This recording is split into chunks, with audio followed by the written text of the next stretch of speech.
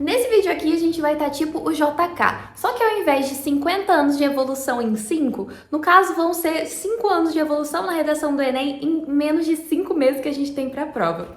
Mas é basicamente isso, gente. Nesse vídeo eu vou passar para vocês todos os macetes e estratégias que eu fui aprendendo para tirar uma boa nota na redação do Enem, e tudo que eu aprendi nesses últimos anos eu vou juntar nesse único vídeo para que vocês saiam daqui preparados para conseguir ali, ó, no mínimo um 800 de nota na redação do Enem 2024. Ouviu um amém? Oi, gente! Pra quem não me conhece, eu sou a Duda, tenho 21 anos e sou estudante de jornalismo na UFO, que é a Universidade Federal de Uberlândia. Com o Enem 2020 por meio do SISU 2021, eu fui aprovada em primeiro lugar na Universidade Federal, tendo vindo a vida inteira de escola pública, estudando sozinha em casa. Então eu venho aqui nesse canal nos últimos 3 anos e ajudo outros estudantes a também realizarem esse sonho, que é o sonho da aprovação. Então caso você precise de ajuda, você esteja estudando para o Enem, depois também como que faz para usar a nota do Enem para entrar na faculdade, parabéns! Se essas são suas dúvidas, você chegou no lugar certo. Então já se inscreve e ativa o sininho pra gente não se perder nessa imensidão que é a internet. Primeira coisa é que a redação do Enem não é bem o texto que você pode sair muito da caixinha. Pelo menos não quando a gente está falando de estrutura. Não é segredo para ninguém que os textos mais bem pontuados do Enem, ou seja, aqueles que tiveram as maiores notas, seguem uma estrutura ali bem parecida. Óbvio que a prova vai te pedir para seguir o modelo dissertativo argumentativo, mas a maioria dos textos vai ser dividido basicamente em 4 parágrafos, sendo o primeiro parágrafo a introdução, o segundo parágrafo o primeiro desenvolvimento, o terceiro parágrafo o segundo desenvolvimento e por fim a proposta de intervenção. Então basicamente introdução, 2 desenvolvimentos e proposta de intervenção. E é basicamente essa estrutura que você precisa entender agora. Então, o que tem que ter em cada um desses parágrafos? O que eu preciso colocar na introdução? O que tem que ter num desenvolvimento? E uma proposta de intervenção, que também é extremamente importante. Tem uma competência que vai corrigir só a sua proposta de intervenção e vai valer 200 pontos. Então, assim, o que tem que ter em cada uma das partes desse texto, você já precisa saber isso muito bem. E também não é segredo para ninguém que muitos estudantes acabam utilizando modelos de redação prontos e conseguem tirar notas altíssimas na redação do Enem. Duda, você tá me dizendo que se eu pegar um modelo de redação pronto, der um Ctrl+C, Ctrl+V ali, basicamente copiar e colar, eu vou conseguir uma boa nota do Enem assim com toda certeza? Minha redação vai ser um 980 no mínimo? E, gente, eu sou da seguinte opinião, eu, Maria Eduarda Ferreira, jamais vou falar o que você tem que fazer ou deixar de fazer, o que é certo e errado, mas eu não gostava muito da ideia de simplesmente pegar um modelo pronto de redação e replicar. Então, quando foi a minha vez de estudar redação para o Enem, o que eu fiz? Eu vi vários vídeos de modelos de redação prontos, então pesquisei vários modelos, os que mais me agradavam. Eu fui pegando ali e montando meio que um novo modelo, um novo formato de texto que funcionasse para mim. Então, por exemplo, o modelo de introdução, que eu gostei de um dos formatos. Eu peguei, enquanto no outro modelo pronto de redação eu gostei mais do desenvolvimento, então peguei e eu fui adaptando e dessa forma eu consegui chegar num modelo que funcionasse pra mim. Então eu acho que realmente essa é uma das melhores coisas que você pode fazer, e aí na hora que você chegar nesse modelo, meu Deus, é esse daqui, eu acho que é esse tipo de texto que tá fluindo melhor pra mim.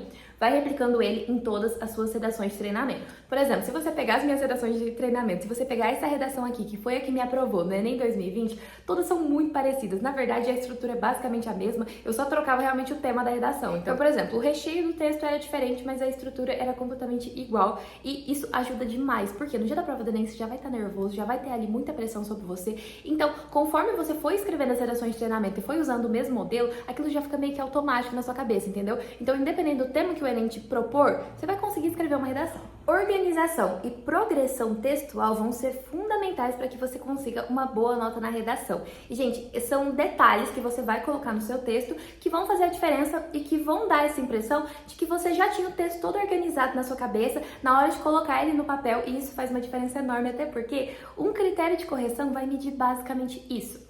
Então vamos lá, uma das coisas que você pode fazer no seu texto para dar essa impressão de que você já tinha ele organizado e que o seu texto tem uma boa progressão ali então entre os parágrafos, é basicamente você pegar as teses e colocar na ordem que elas vão ser desenvolvidas. Então, por exemplo, a sua primeira tese vai ser o seu desenvolvimento 1, enquanto a sua segunda tese vai ser o seu desenvolvimento 2. Duda, mas o que é tese? Lembra que eu falei para vocês que ali o modelo da redação do Enem, que quase todos os textos bom pontuados seguem, tem 2 desenvolvimentos? Então, nesses 2 desenvolvimentos, vocês vão ter que desenvolver uma tese, que é basicamente um argumento ali. Então, vamos colocar num exemplo aqui que eu acho que fica mais claro. O tema de redação do Enem 2020 era o estigma associado às doenças mentais no Brasil. E quais foram as minhas 2 teses, ou seja, os 2 argumentos que eu defendi ali no meu texto que acabavam causando esse estigma associado às doenças mentais. Primeiro, a falta de informação que gera o preconceito. Então, ali na minha introdução, na hora de colocar as minhas teses, a minha primeira tese era a falta de informação, enquanto a minha segunda tese era o preconceito. E eu desenvolvi elas nessa ordem. Já dá essa impressão aí de texto mais organizadinho, então podem fazer isso. Agora, vocês precisam conhecer os critérios de correção da redação do Enem. Por quê? É a partir desses critérios, então, que você vai saber o que o corretor vai estar procurando ali no seu texto, o que ele vai olhar e o que ele vai pontuar, ou seja, o que você não pode errar de forma nenhuma na sua redação do Enem. Então, são 5 critérios de correção. Eu vou deixar eles passando aqui na tela para vocês, mas eu super recomendo que vocês anotem esses critérios e, principalmente, que vocês leiam eles antes de escrever as redações de treinamento. Então, hoje eu vou escrever uma redação de treinamento sobre um tema relacionado à saúde ali, vou aqui escrever, mas rapidinho antes vou dar uma olhada nos 5 critérios de correção, porque dessa forma você já vai internalizando aquilo. Então, o que eu preciso acertar no meu texto para eu conseguir pontuar? Então, pelo menos aí nas primeiras vezes que vocês forem escrever essas redações de treinamento, leiam os 5 critérios de correção antes. Posso contar um segredo para vocês que quando eu era vestibulanda e eu descobri isso, a minha cabeça explodiu? Gente, repertório para ser usado na redação do Enem não é só frase de filósofo e acontecimento histórico. Vocês também estão em choque? Na verdade, qualquer conhecimento prévio seu que agregue para a discussão daquele texto pode ser utilizado como repertório. Então, uma série, um filme, até mesmo uma música, um livro que você está lendo, uma revista em quadrinhos que você está lendo, um poema que você viu, gente, quase tudo pode ser utilizado como repertório, desde que você consiga construir uma narrativa ali para colocar ele no texto. Então, você não pode simplesmente jogar um repertório no texto, ele tem que fazer sentido para o que está sendo construído ali na discussão. Mas basicamente aqui colocando em exemplo para vocês. Nessa redação aqui do Enem 2020, o estigma associado às doenças mentais era o tema, mais uma vez, e eu comecei falando da série 30 Reasons Why, que na época ainda estava super em alta e etc. Então eu já comecei aqui tacando logo a série, ela já é a abertura ali do meu texto. Enquanto em outro vestibular, se eu não me engano foi o da Unesp, que falava sobre consumismo ou alguma coisa do tipo, eu usei a música Seven Rings da Ariana Grande. Eu fico imaginando a cara do corretor vendo isso, tipo, gente, olha a audácia dessa menina de usar Ariana Grande na redação, que eu tenho que corrigir. Mas enfim, no final deu tudo certo e em ambas as redações eu fui muito bem pontuada. Então, assim, qualquer conhecimento prévio seu pode e deve ser utilizado como repertório, tá bom? Ai, Duda, mas eu não sei o que acontece. Na hora que eu vou escrever redação, eu fico nervoso. Por mais que eu conheça aquele tema, que eu até tenha assistido uma série que eu posso usar naquele tema, na hora me dá branco. E eu não consigo pensar em nenhum repertório para usar. O que eu faço?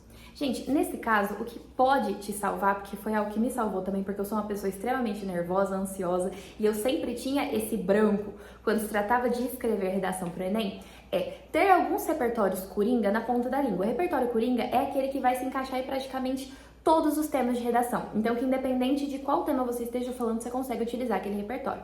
Então, tem aí 1, 2 repertórios que você sabe que você vai conseguir utilizar para qualquer tema, porque isso pode te salvar. E eu tenho 2 repertórios coringa maravilhosos para passar para vocês. E esses repertórios são o artigo 5º e o artigo 6º da nossa Constituição Federal. Gente, eu não sei vocês, mas eu acho citar a Constituição na redação algo chique, sabe? Eu sinto que dá um ar de peso ali, que o corretor vai olhar pro meu texto e falar, olha, essa menina sabe do que ela tá falando.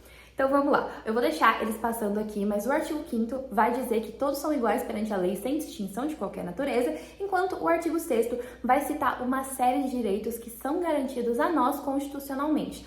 Ou seja, esses 2 artigos vão caber em praticamente todos os temas, porque o primeiro deles fala que todos são iguais perante a lei sem distinção de qualquer natureza. E, gente, muitos temas de redação do Enem vão falar sobre desigualdade social. E esse artigo é um prato cheio para falar disso. Enquanto o artigo 6º vai citar essa série de direitos. Então, assim, redação sobre saúde, artigo 6º. Redação sobre educação, artigo 6º. Maternidade, artigo 6º. Proteção aos desamparados, artigo 6º. Então, assim, um prato cheio, já anotem esses artigos e dá um jeito assim, você não precisa nem decorar cada palavrinha certinho dele. Você sabendo o que ele fala e conseguindo parafrasear lá no dia da prova do Enem, já tá ótimo. E, gente, eu garanto pra vocês que conseguir tirar uma boa nota na redação do Enem não é esse bicho de 7 cabeças que a gente cria na nossa mente. Você não precisa ser nenhuma Clarice Lispector escrevendo para conseguir tirar uma boa nota. Na verdade, você seguindo esses conselhos que eu passei no vídeo de hoje, então conhecendo o estilo de prova, qual que é a estrutura que você vai precisar utilizar, sabendo que repertório é qualquer coisa que agregue pro tema, então consumam muita cultura daqui até a prova do Enem, tendo esses 2 repertórios aí, coringa, na cabeça, cabeça, você sabendo também quais são os critérios de correção e principalmente treinando, porque redação é treino. Você tem que sentar a bunda na cadeira e escrever vários textos diferentes, porque dessa forma, independente de qual tema o Enem te pedir lá em novembro, você vai conseguir escrever sobre, porque você já treinou tanto, você já escreveu tanto texto de treinamento, que você vai conseguir desenvolver alguma coisa na redação do Enem, independente se você conhece mais ou menos sobre aquele tema. E principalmente, vocês sabem que podem contar comigo para tudo. Eu vou estar aqui ajudando vocês em todo esse processo de estudar para o Enem, para outros vestibulares. Depois também, quando sair a nota do Enem, eu mostro aqui no canal como que é a vida e a rotina de uma universitária que mora sozinha em outro estado. Então vocês acompanham tudo que acontece por aqui. Então, mais uma vez, caso você não seja inscrito, já se inscreve e ativa o sininho pra gente não se perder nessa imensidão que é a internet. Por falar em acompanhar tudo e etc, tá aqui o meu arroba das outras redes sociais. Vocês acompanham tudo que tá acontecendo em tempo real lá no Instagram e a gente tem conteúdo exclusivo de Enem, tá muito legal os conteúdos lá no TikTok, gente, então já me segue por lá também. Se esse vídeo te ajudou, não esquece de deixar o seu like, que ajuda demais o YouTube a entender que esse é um bom conteúdo e entregar ele pra cada vez mais pessoas. Muito obrigada mais uma vez pra você que assistiu até aqui. Um beijo e até o próximo vídeo.